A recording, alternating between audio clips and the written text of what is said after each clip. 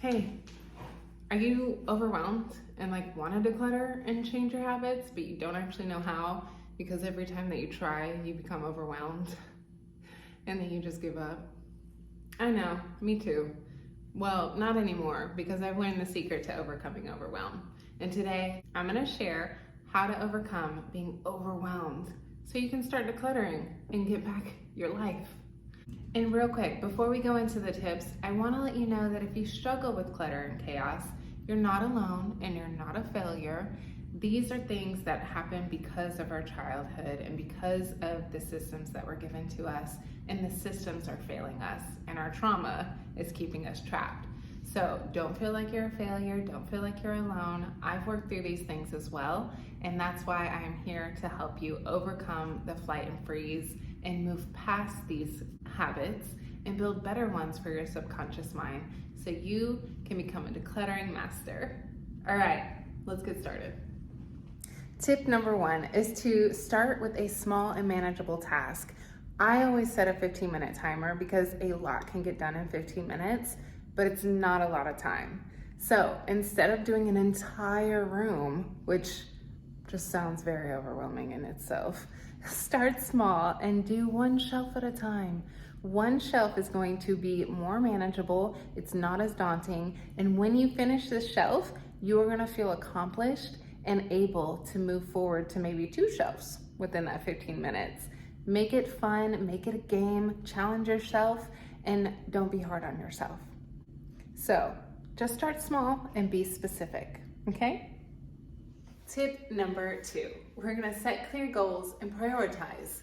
If we know what a specific space is supposed to be, like our creation station, then we're able to understand what does and does not belong and declutter it. And this helps you stay focused, and it helps remove decision fatigue. Because if I know this is the creation station, why is there a backpack in here? That doesn't go there, right? So then I'm able to continue on and move forward. Setting clear goals and prioritizing helps you gain confidence as you are decluttering more and more. But this is cute. Can I get one? Now, one of my favorite ways to declutter is to create a system. I get some sticky notes and I make piles of either keep, donate, or trash.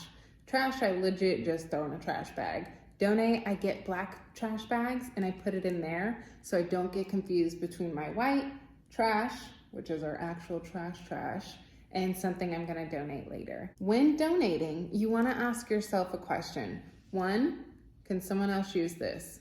2, have I used this in the past 6 months or a year?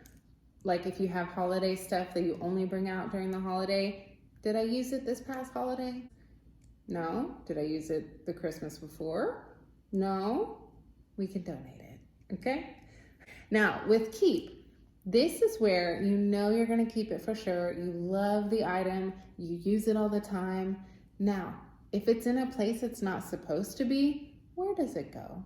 Ask yourself, with this item, where would I look for it first? If I needed this item, where would I look for it first?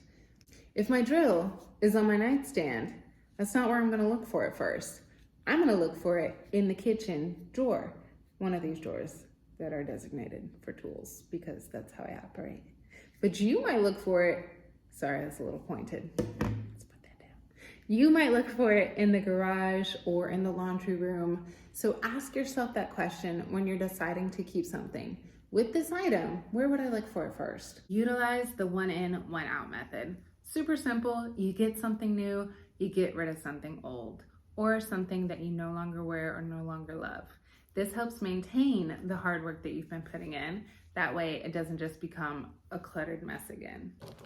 Hey, real quick, if you're getting value from this content, please feel free to like and subscribe. This lets me know that it's helping you and that you are learning and gleaning useful information from these videos that I make.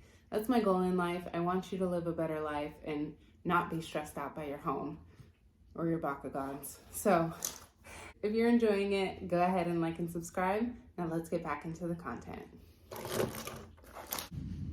And something that I want us all to practice is celebrating our progress and not perfection. Are there days that our house is still gonna be cluttered and look like a tornado flew around my room before you came? Yes, there are, because this is real life. We're not pretending like we're in a fairy tale, especially if you have children. Just give up on that dream, okay? Do I pick up every day? Yes, I do. But are there times where my house is still a hot mess? Yes, there is. Because it's life. But I celebrate my progress. Every single day that I declutter is one step closer to living a more simplified and easier life. And you can have that too. Don't beat yourself up because you only got 5 minutes done today and you only got 2 minutes done the other day. That's amazing. Celebrate yourself for that, okay? You're doing a good job. Amongst all the million other plates that you're spinning, this is one that you can be proud of too. Be proud of yourself because I'm proud of you, and I will see you in the next video. I know I'm drinking 2 different cups in this video and the lighting's a little janky, so I apologize. It's gonna drive me crazy when I edit this video, but that's okay because we continue on every day.